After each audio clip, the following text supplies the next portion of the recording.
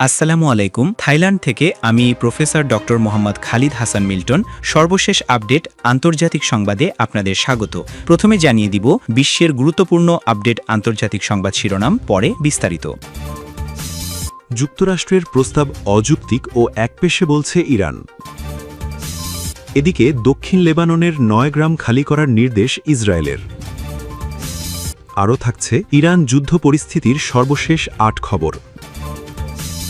এদিকে ইরানের ইউরেনিয়াম সরিয়ে ফেলতে হবে বলছে নেতানিয়াহু। এবং সর্বশেষ জানিয়ে দিব লেবানন যোদ্ধাদের ড্রোন হামলায় ইসরায়েলি সেনা নিহত। যুক্তরাষ্ট্রের প্রস্তাব অযৌক্তিক ও একপেশে বলছে ইরান। যুদ্ধ বন্ধে চলমান আলোচনায় যুক্তরাষ্ট্র অযৌক্তিক ও একপেশে দাবি করেছে বলে অভিযোগ করেছে ইরান। মার্কিন প্রস্তাবের জবাবে ইরান এ অভিযোগ করেছে। সোমবার ১১ মে আল জাজিরার এক প্রতিবেদনে এ তথ্য জানানো হয়েছে। ইরানের রাষ্ট্রীয় মাধ্যম জানিয়েছে ২ মাস ধরে চলা যুদ্ধ বন্ধের জন্য যুক্তরাষ্ট্রের প্রস্তাবের জবাব ইরান রোববার পাকিস্তানের মাধ্যমে পাঠিয়েছে। তবে মার্কিন প্রেসিডেন্ট ডোনাল্ড ট্রাম্প ইরানের শর্তগুলিকে পুরোপুরি অগ্রহণযোগ্য বলে মন্তব্য করেছেন।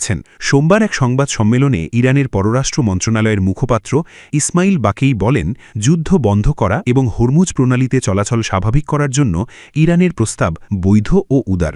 সর্বশেষ মার্কিন প্রস্তাবের জবাবে ইরান অঞ্চল জুড়ে যুদ্ধ বন্ধ, যুক্তরাষ্ট্রের আরোপিত অবরোধ প্রত্যাহার এবং বিদেশে জব্দ থাকা ইরানি সম্পদ মুক্ত করার দাবি জানিয়েছে। বাকেই বলেন, আমরা কোনো ছাড় দাবি করিনি, আমাদের দাবি সম্পূর্ণ বৈধ।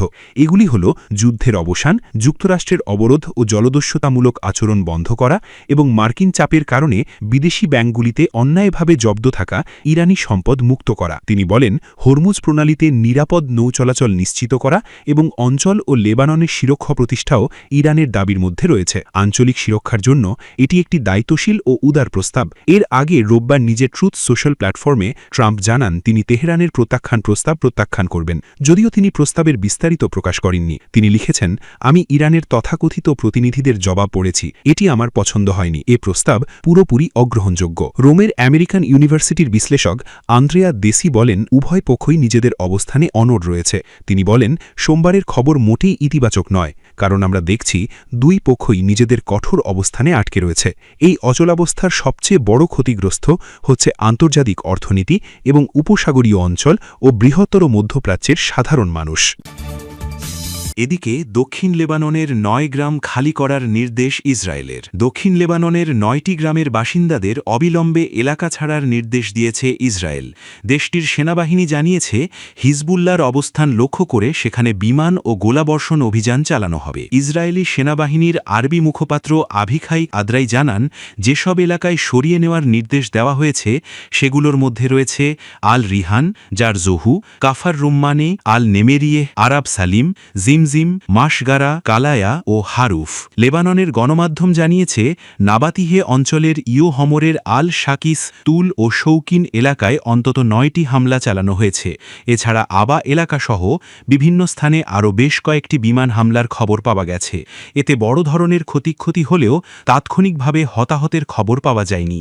অন্যদিকে সারবিন ও ইয়াতের এলাকায় ইসরায়েলি ড্রোন হামলায় অন্তত ১ জন নিহত হয়েছেন বলে জানিয়েছে স্থানীয় সূত্র। লেবাননের স্বাস্থ্য মন্ত্রণালয়ের তথ্যমতে গত ২ মার্চ থেকে দেশটিতে ইসরায়েলের ৮৫০০টির বেশি হামলায় ২৮৪৬ জন নিহত এবং ৮৬৯৩ জন আহত হয়েছেন। আহতদের মধ্যে নারী ও শিশুও রয়েছে। এদিকে হিজবুল্লাহ দাবি করেছে, তারা ইসরায়েলের বারবার যুদ্ধবিরতি লঙ্ঘনের জবাবে ড্রোন ও রকেট হামলা চালিয়েছে।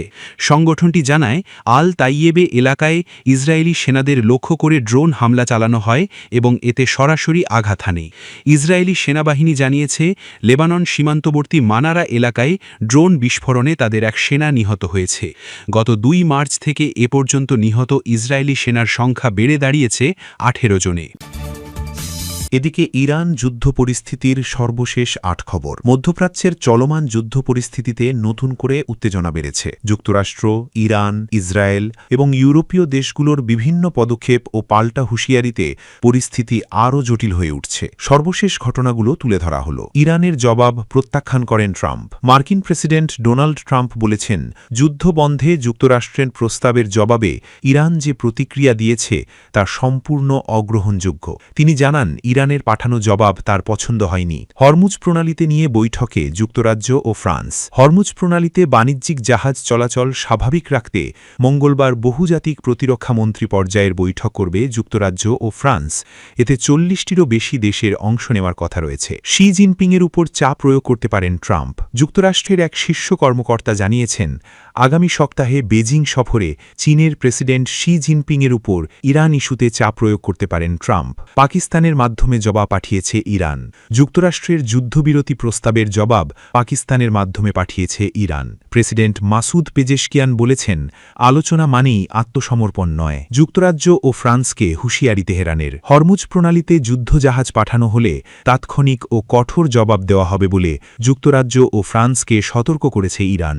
উপসাগরীয় অঞ্চলে ড্রোন হামলা। রবিবার উপসাগরীয় অঞ্চলে কয়েকটি ড্রোন হামলার ঘটনা ঘটে। কাতারের দিকে যাওয়া একটি পণ্যবাহী জাহাজে ড্রোন আঘাত আনলে সামান্য আগুন লাগে, তবে কোনো হতাহত ঘটেনি। কুয়েট ও একটি ড্রোন হামলা প্রতিহত করার দাবি করেছে। যুদ্ধ শেষ হয়নি, নেতানিয়াহু বলেছেন। ইসরায়েলের প্রধানমন্ত্রী বেঞ্জামিন নেতানিয়াহু বলেছেন, ইরানের সমৃদ্ধ ইউরেনিয়াম মজুদ পুরোপুরি সরিয়ে না নেওয়া পর্যন্ত যুদ্ধ শেষ হয়নি। মার্কিন স্থাপনায় হামলার হুমকি আইআরজিসির। ইরানের ইসলামিক রেভলিউশনারি গার্ড কোর হুঁশিয়ারি দিয়েছে, ইরানের ট্যাঙ্কার বা বাণিজ্যিক জাহাজে হামলা হলে মধ্যপ্রাচ্যে থাকা মার্কিন স্থাপনায় ও শত্রুপক্ষের জাহাজে পাল্টা হামলা চালানো হবে। এদিকে ইরানের ইউরেনিয়াম সরিয়ে ফেলতে হবে নেতানিয়াহু। ইসরায়েলের প্রধানমন্ত্রী বেঞ্জামিন নেতানিয়াহু বলেছেন, ইরানের বিরুদ্ধে চলমান সংঘাত তখনই শেষ হবে যখন দেশটির সমৃদ্ধ ইউরেনিয়ামের মজুদ সরিয়ে ফেলা হবে এবং পারমাণবিক স্থাপনাগুলো ধ্বংস করা হবে। রোববার মার্কিন সংবাদ মাধ্যম সিবিএস নিউজের 60 মিনিটস অনুষ্ঠানে প্রচারিত এক সাক্ষাৎকারে তিনি এ মন্তব্য করেন। নেতানিয়াহু বলেন, এই সংঘাত এখনও শেষ হয়নি, কারণ ইরানের কাছে এখনও সমৃদ্ধ ইউরেনিয়াম রয়েছে। সেখানে এমন সমৃদ্ধকরণ কেন্দ্রও আছে যেগুলো ধ্বংস করতে হবে। ইউরেনিয়াম কিভাবে সরানো হবে এমন প্রশ্নে তিনি বলেন, সেখানে গিয়ে সেটি সরিয়ে ফেলতে হবে। তিনি আরও দাবি করেন, মার্কিন প্রেসিডেন্ট ডোনাল্ড ট্রাম্পও একই ধরনের অবস্থান পোষণ করেন। নেতানিয়াহুর ভাষ্যানুযায়ী ট্রাম্প তাকে বলেছেন, আমি সেখানে ঢুকতে চাই। তবে এ বিষয়ে ট্রাম্পের প্রকাশ্য বক্তব্যের সঙ্গে নেতানিয়াহুর মন্তব্যে কিছুটা পার্থক্য দেখা গেছে। ট্রাম্প এর আগে দাবি করেছিলেন, ইরানের পারমাণবিক কর্মসূচি ইতোমধ্যেই নিয়ন্ত্রণে আনা হয়েছে। সাক্ষাৎকারে ট্রাম্প আরও বলেন, ইরানকে সামরিকভাবে পরাজিত করা হয়েছে এবং প্রয়োজন হলে যে কোনো সময় ইরানের ইউরেনিয়াম নিয়ন্ত্রণে নেওয়া সম্ভব। তিনি সতর্ক করেন, কেউ সেখানে গেলে আমরা তা জানতে পারব এবং তাদের ধ্বংস করে দেব। এবং সর্বশেষ জানিয়ে দিচ্ছি, লেবানন যোদ্ধাদের ড্রোন হামলায় ইসরায়েলি সেনা নিহত। ইরান সমর্থিত লেবাননের সশস্ত্র গোষ্ঠী হিজবুল্লাহর হামলায় ইসরায়েলের এক সেনা নিহত হয়েছেন। বিষয়টি নিশ্চিত করে ইসরায়েলি বাহিনী এক বিবৃতিতে জানিয়েছে, লেবাননের সীমান্তবর্তী এলাকায় যুদ্ধকালীন অভিযানে হিজবুল্লাহর এক ড্রোন হামলায় মাস্টার সার্জেন্ট নিহত হন। বিবৃতিতে আরও বলা হয়, নিহত সেনা সদস্যের নাম মাস্টার সার্জেন্ট আলেকজান্ডার গ্লোভানিয়ভ, 47 বছর। লেবানন সীমান্তের কাছে একটি এলাকায় হিজবুল্লাহর বিস্ফোরক বোঝাই একাধিক ড্রোন নিক্ষেপে তিনি নিহত হন। নিহত সেনা যে ট্যাঙ্ক ক্যারিয়ারটি চালাচ্ছিলেন সেটিও এই হামলায় বিধ্বস্ত হয়। তার পরিবারকে বিষয়টি জানানো হয়েছে। গ্লোভানিভ প্রযুক্তি ও রসদ অদপ্তরের অধীনে 6924তম পরিবহন ব্যাটালিয়নে প্রধান ট্রান্সপোর্ট চালক হিসাবে কর্মরত ছিলেন। প্রাথমিক তদন্তে দেখা গেছে, হিজবুল্লাহ ইসরায়েলের দিকে একটি ফাইবার অপটিক ড্রোন নিক্ষেপ করেছিল। ড্রোনটি সীমান্তের ইসরায়েলি অংশে আইডিএফের একটি চৌকির কাছে গ্লোভানিভের ট্যাঙ্কবাহী যানটিতে আঘাত হানে। বিস্ফোরণে গ্লোভানিভ গুরুতরভাবে আহত হন। চৌকির সৈন্যরা তাকে চিকিৎসা দেওয়ার চেষ্টা করলেও ঘটনাস্থলেই তিনি মারা যান। ইসরায়েলি আর্মি রেডিওর তথ্যমতে আইডিএফ ড্রোনগুলো শনাক্ত করতে ব্যর্থ হয়েছিল এবং সেই কারণে গ্লোভানিভ হামলার কোনো আগাম সতর্কবার্তা পাননি এবং বিস্ফোরণে নিহত হন। হিজবুল্লাহর সঙ্গে চলমান যুদ্ধবিরতি চলাকালীন ড্রোনের আঘাতে নিহত চতুর্থ আইডিএফ সৈন্য হলেন গ্লোভানিভ। উল্লেখ্য, 17 এপ্রিল থেকে যুদ্ধবিরতি কার্যকর থাকা সত্ত্বেও ইসরায়েলি সেনাবাহিনী লেবাননে প্রতিদিন হামলা এবং হিজবুল্লাহর সঙ্গে গোলাগুলি অব্যাহত রেখেছে। ফেব্রুয়ারির শেষের দিকে ইরান যুদ্ধ শুরু হওয়ার পরপরই 2রা মার্চ থেকে লেবাননের ওপর ইসরায়েলের হামলায় এখনও পর্যন্ত ২,৮৪৬ জন নিহত, ৮,৬৯৩ জন আহত এবং ১০ লাখেরও বেশি মানুষ বাস্তুচ্যুত হয়েছেন। এদিকে আগামী ১৪-১৫ মে ওয়াশিংটন ডিসিতে ইসরায়েল এবং লেবাননের মধ্যে শান্তি আলোচনার কথা রয়েছে।